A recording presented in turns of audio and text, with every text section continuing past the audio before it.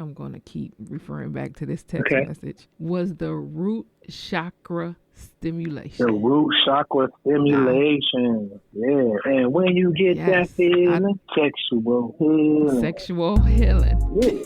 That's that right there. I am Hayzelgreene, an inquisitive, unapologetic, voluptuous introvert who blooms and blossoms behind closed doors. This is my podcast, a platform where I will discuss my writings and where I will bring to light conversations with my good girlfriends, sisters, brothers, and homeboys about love, life, music, and most importantly, sex. So leave your judgment at the door and welcome to Hanging Out with Hayzel. It's Hayzel, baby.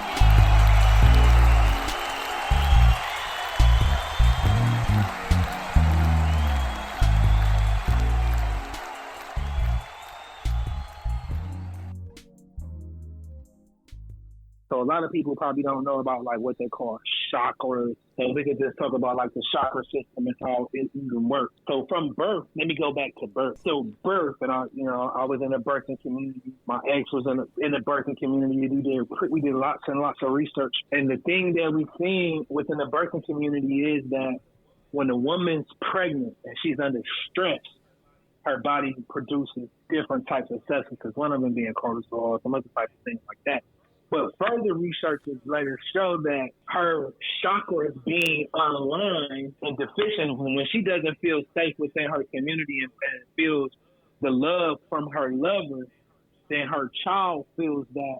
And when they come out, they have different types of imbalances within their emotional systems based off of their chakras being imbalanced. Because when a mother doesn't feel safe and loved by her lover because she's pregnant, she's going to be stressed. Because if the man is not there, she doesn't feel safe and secure while she's pregnant. So the child comes out with the deficiency in its chakra system.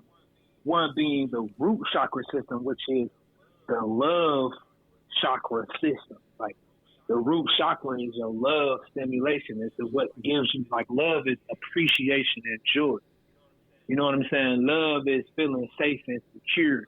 Love is being vulnerable and transparent. Love is if your mother is pregnant and you're inside of her and she's going through a domestic situation or she's going through some stress or she on the air mattress, she on the couch, she wigging out, she's stressing out, she's going through all this, you're going to embody me. There's no other way around it, you know? So that's how it starts in birth. Outside of birth, when you go through traumatic experiences such as love bombing, gaslighting, these things kind of work to break down your confidence in who you are and how you love yourself. And so this affects your root chakra. Also, like what I was saying before, like the thing about like infidelity is that because you will be giving your energy to somebody and they'll be giving your energy to somebody else because you will be pouring your energy into them.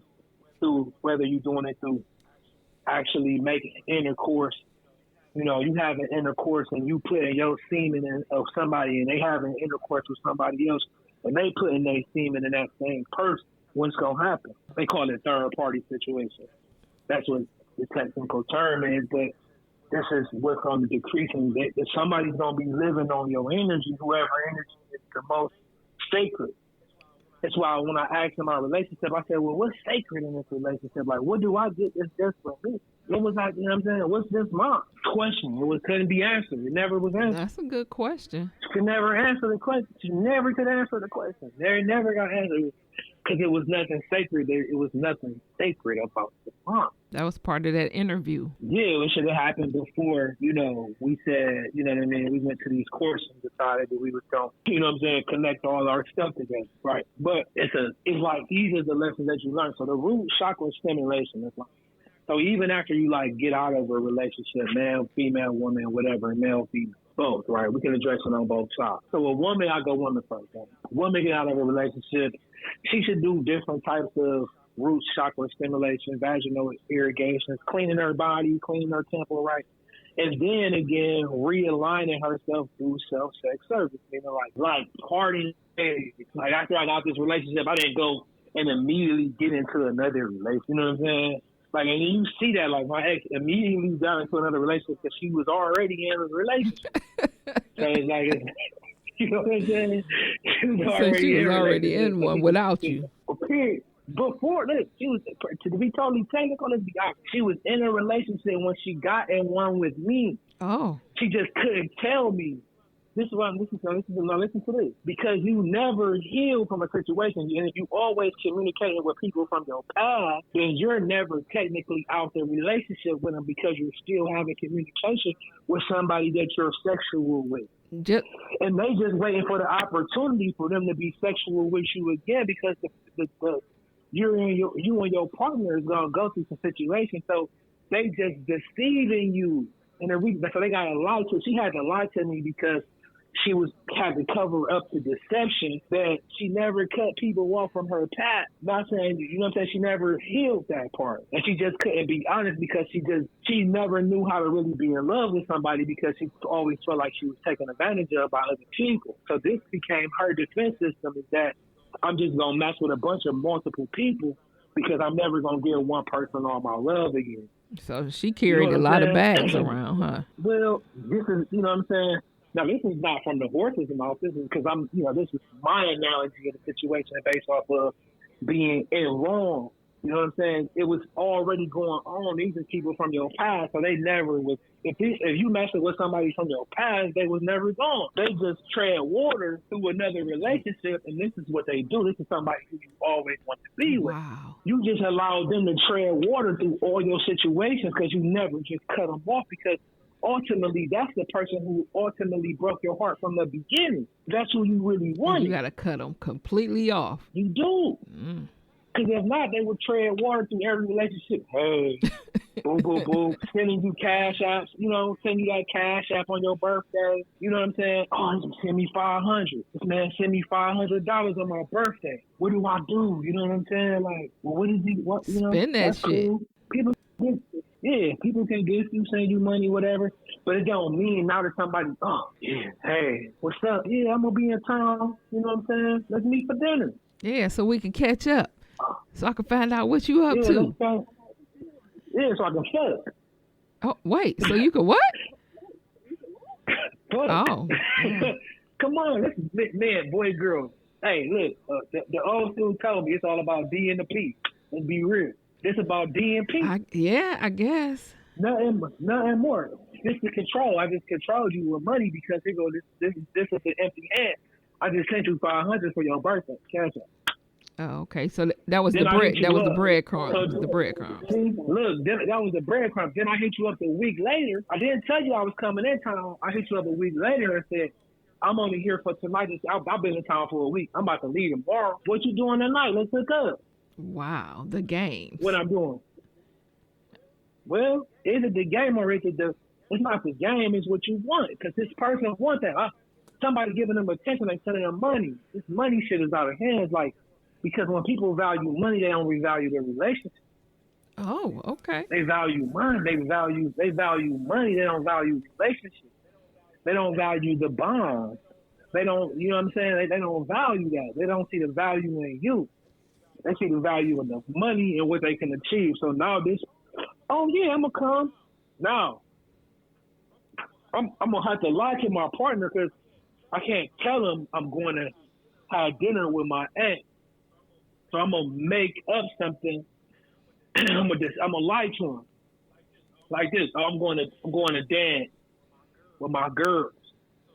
So she go dance and she leave early. The club up. So she take her bag. She go dance for like 23 minutes, right? She go dance. She leave from there. Boop, boop. She posts her little videos on Instagram or she's dancing with the homie, right? Boom, phone off. I told you I was dancing. We normally go do whatever story you come up with. The music was too loud to hear the phone. On it, right? So once people start to bring other people into your energy that y'all sharing intimacy, it takes away from your root chakra or your love. So being betrayed, like betrayal takes away from love. from you because it makes you feel like something's wrong with you. And so this is why I say I don't need no closure, because that was me taking my power back. I don't need no closure. The closure is you exposing yourself to who you are as a person, not me. Oh, okay. And for me to be able to see myself too, because I played parts in this. I got into a relationship assuming I knew a person, and I didn't take them through no initiation process. That's my fault. I stepped out on it. I dropped the ball. I dropped the ball every time I allow somebody to come into my life, and I don't take them through no probationary period. You get a probationary period on every job. It's terms and conditions. Every app you use got terms and conditions. 90 days. Yeah, no shit. 100 days. So within that 90 days or whatever that probational period is that no sex, no true commitment? I mean, what happens within that 90 days? I know it's part of the interview process. I know at that point you get to learn who the family is, what they do, how their attitudes towards life or situations, spending habits. All of this stuff happens within that 90 days or probational period. Yeah, you're going to see a lot. I think, like, if I was talking to somebody I love, right, like my son, if I was talking to one of my sons, I would be telling them to protect their essence. Like, no sex, bro. Just day casual. Like, just, you know what I'm saying? Don't force it. Y'all meet. Let's meet in the park. Let's go for a walk. Let's meet at different places where it don't naturally cost you. Like, if you want to say, let's work out. Let's go to the gym and work out. Let's meet, or let's work over there. Let's do that. You can read. We can write. But just build the friendship. Don't try to build a relationship. See, people see who you are and they start to interview. Women ask you questions like, what do you drive? What's your profession? You know what I'm saying? How many kids do you want? You know what I'm saying? They ask you, what type of women are you looking for? Right? This is all love bombs. Like, this is all gaslight, because pretty much what she's saying is, who do I have to pretend to be for you to be in my, you know what I'm saying? Like, who do I have to pretend to be for me to get something out of you? Wow. If she asks you, what type of woman you looking for? So now she can change. She's a chameleon. See? You giving her whether or not you know it or not, or even if she know it or not, because even people who learning things by what they've been told. Because guess what women were telling? Guess what this is? It was women telling my ex this, like, hey, don't tell him about these accounts. Don't tell, you should get a prenuptial agreement.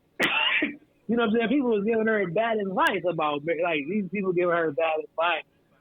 Like, don't, keep your money separate. Like, everything's supposed to be together. So if you're keeping shit separate and hidden, we're not together. Oh. But if you trying to hide this and keep this separate, all this shit separate. Ain't no fucking in between. You can't tell me, I get to keep all my shit separate, but your shit is over here on the table to be used. I get to keep my shit separate. I ain't gonna tell you. This is women advice. Don't tell your man everything.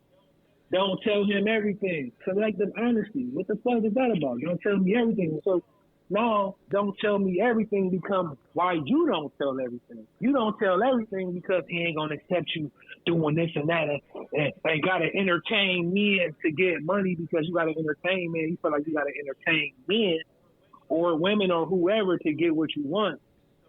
So you got to hide the hand. You got to hide who you are. You know okay, well, okay. On the other hand of it all, if you hide the bag, the thing is this: you have to know then if the relationship is genuine and not the fact that you have the bag that he wants to be with you. So there are instances where it starts off. So this is why you need natural dating. You need to just be naturally dating, not because if you attracted to him physically, you're gonna want him to adapt. You know what I'm saying? And he ain't hiding the D from you. You know what I'm saying? He ain't being like, he gonna come in, woo. That's what you want. Make you feel good. Guess make what? you feel love, right? But he's shorting himself. Guess what? But he's shorting himself. He degrading himself the moment that he comes in and gives you his body. Guess what? Hold up. It's okay to say dick. It's okay. Yeah, I'll be on third. Oh, I'll be on third podcast. You can't say dick. Yeah. Hanging out with Hayzel? Absolutely. Hanging out with Hayzel? No holds barred. Yes. She said, hey, you can say how you feel. Yeah. For sure. Hey, definitely. Thank you. Not a problem. So if I was talking to my sons, I'd just be telling them, like, yo, focus on being self-sufficient. You know what I mean? It's always like, if you want to say, like, let's go date, like, cause other cultures date different ways. They be dating for, you know what I'm saying? They be engaged for 10 years, 12 years. They don't be just rushing to getting married. Like, we be rushing to the relationship because that's why I said toxic codependence. It be like, you usually looking for somebody to help you for real. You don't be looking for nobody to, you know what I'm saying? They be looking for predators. They be predators. They be looking for people to prey on with what they got going on too. And it just be unhealed trauma. It be that, you got to break them cycles. But if I was talking to my sons and I'm talking to a bunch of sons right now, just be efficient, be effective. You know what I'm saying? Because people come in and be like, I'm taking care of paying my own bills. It's like, yeah, them y'all bills, you shouldn't be paying. You don't get you're not getting no claps from me because you pay your own bills that you created. You know what I'm saying? Like, you might be paying too many bills, but we don't know. So where people come into your relationship and what relationships become in is like somebody come in and say, all right, let's get rid of all this debt that you in. All right, let's cut these bills in half. You don't even need all these. You got all these automatic stuff you ain't even using. Like, why don't you just use one service? You know what I'm saying? Why don't you just use one of these? Why are you paying for all of these? You know what I mean? When you calculate how much money that you wasting like $50,000 a year just on frivolous acts and coupons and this and stuff that you could be doing different if you just. But nobody wants to respect the male authority, especially when it's my money. You don't tell me how to spend it. All right, cool. Spend that shit. When it comes to my money, spend it, right? Spend that shit. Right. Spend that shit. I was just on another podcast where the lady was asking questions. She was like, I'm interested in the guy. She's like, I'm interested in this guy. You know what I'm saying? I want to fly him to California and put him in the Airbnb and spend holidays with him. Then I asked my girlfriend, should I do that? And they was like, hell no, don't do that. Nah, what was wrong with She said, what you think about that career? I was like, sounds great. You know what I'm saying? I mean, because she said, well, why you say it sounds good? I said, well, when you follow in your heart, you really don't need no advice from nobody. If you want to fly a guy out, put him up in the Airbnb, spend the time with him. You don't want him to come to your house, so you you're paying for the Airbnb. You want to fly him out, you want to bond with him. What's wrong with that? And you in a financial position to do it, but what's wrong with it? Well, what's wrong with it? Actually, I guess there's, again, two sides to that coin. One, there's nothing wrong with it because she's satisfying what it is that she wants. And she wants that man to come visit, and hey, she's going to make it happen. But on the other side of that coin, depending on who she's dealing with, that opens up the floodgates to say, hey, she about to spend money on this flight. She's about to just whatever, that money. So now, do he stay with her or deal with her because of who she is or what she has? Because she let it be known up front that she got that bag. Cool. She got something, not a bag. We don't know. She can have flyers. She can have points. The trip could be nothing. Come on now. She can have. Let's be technical. She can have points to get a free flight. She can have points to get a discount on the Airbnb. You know what I'm saying? It could not really cost that much. And, okay, let's just say this. You got two types of men. You got a man who's saying, damn, if she's willing to invest in me, boom, I'm going to honor the bond. Because you got good players and you got bad players. Like, so you got people who ain't gonna respect shit. You know what I'm saying? They don't respect shit. They got dirty shoes on. They don't care how their appearance looks. They don't have the intestinal fortitude to stand on honoring the bond or relationship, no matter what, man and female, right?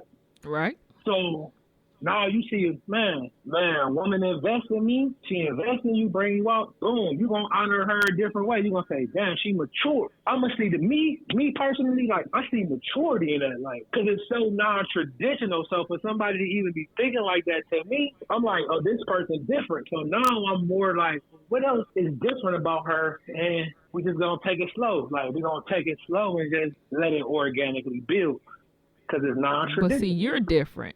But you're different. Yeah, I'm scarred. You